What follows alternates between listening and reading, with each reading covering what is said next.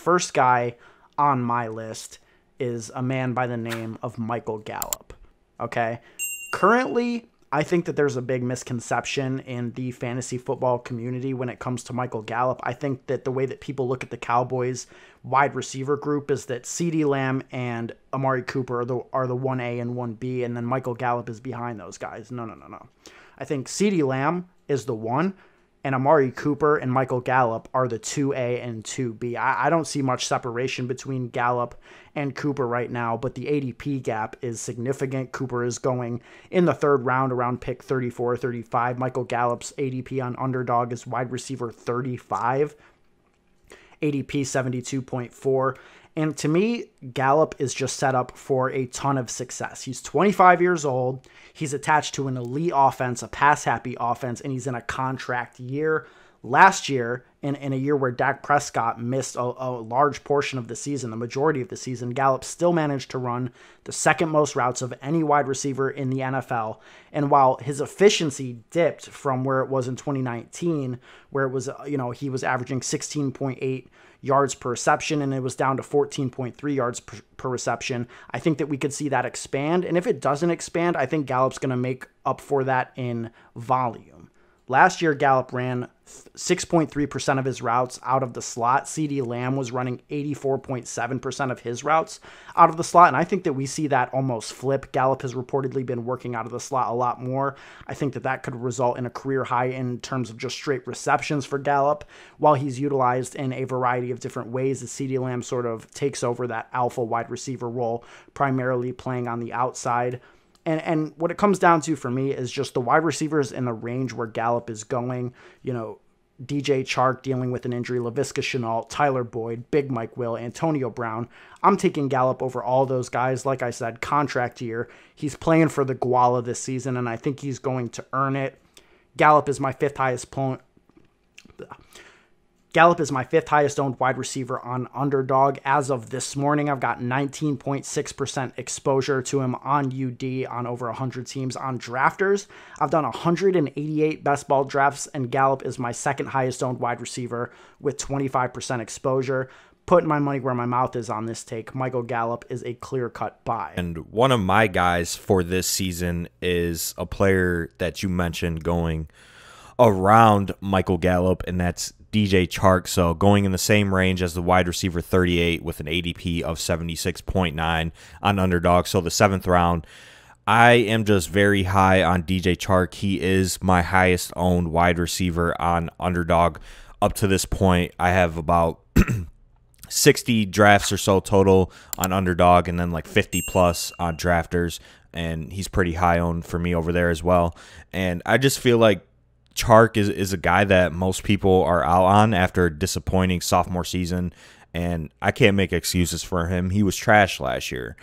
He was also dealing with an injury, and he also had bottom 3 quarterback play. Gardner Minshew played. Jake Luton played. I'm pretty sure another quarterback started a couple games for the Jags as well. So while I do kind of blame him for having a disappointing season, there was also some factors that he couldn't control that I think also contributed to his bad season. And then if we're just taking a look at his athletic profile, I mean, he's 6'3", 4.3 40, which is 98th percentile, 96th percentile speed score, 93rd percentile burst score. This is just a clear-cut, prototypical alpha wide receiver 1 that I think Urban Meyer is going to utilize as a deep threat in an offense led by one of the best quarterback prospects to come out in the last 10 years in Trevor Lawrence. So I'm just very high on DJ Chark.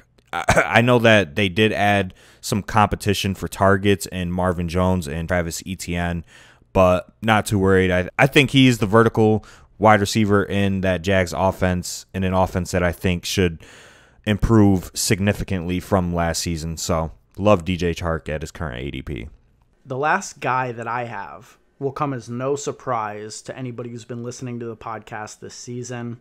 He's my highest owned player across all best ball leagues. He is a wide receiver by the name of Gabriel Davis. Listen, John Brown is gone. Okay, he played 75+% of snaps in 8 of the 9 games last year. His role as the wide receiver 2 is up for the grabs in one of the pass heaviest offenses with an elite quarterback, a deep threat quarterback, and that's what Gabriel Davis is. He's a deep threat.